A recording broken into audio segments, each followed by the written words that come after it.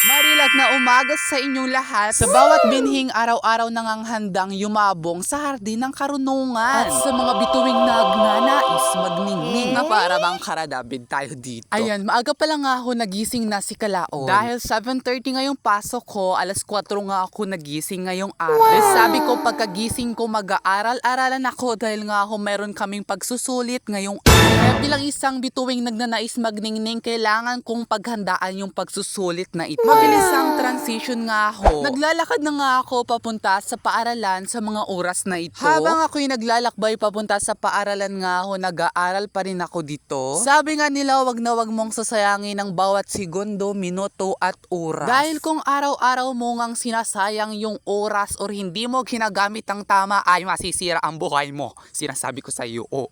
Nagmamadali na nga ho talaga ako sa paglalakad nga ho sa mga oras na yun kasi nga nakita nyo naman nga ho talaga napakataas ng ho talaga ng sikat ng araw. Kaya kailangan ko na magmadali dahil kung hindi ako magmamadali sa aking paglalakad, abay talaga ako'y mahuhuli nga ho sa aming unang klase. At sa mabilis ang transition nga ho, nandito na ho talaga ako sa aking unang classroom. Natapos na nga yung aming unang klase, kaya nga ho sa mga oras na to lilipat na naman kami ng panibagong silid-aralan. Major course nga ho itong aming papasukan na paaralan, pero napakasaya tong pag-aralan talaga kasi nga ho Filipino siya. So ayan, sa mga oras ito nga ho, paakyat na ho kami at papasok na rin nga ho talaga kami sa panibago naming silid-aralan. And ayun, wala pa ho talaga dito yung aming teacher nga ho sa aming major subject na Phil 1. Katapos nga nito, pauwi na ho kami at kakain na ho talaga kami sa karinderya kasi nga ho meron lamang kaming isang oras para mamahinga. Dahil pagkatapos nga ho talaga ng isang oras ay panibago na namang asignatura or kurso kung sa kolehiyo. Ayan, katatapos na ho talaga namin kumain ay wala lang ho kaming sinayang na oras at papasok na ho kami sa paaralan sa mga oras na to. Kasi kahit ako is bilang estudyante, ayaw na ayaw kong mahuli sa klase. Kasi yun yung nakasanayan ko yung hindi nahuhuli sa klase. Eme!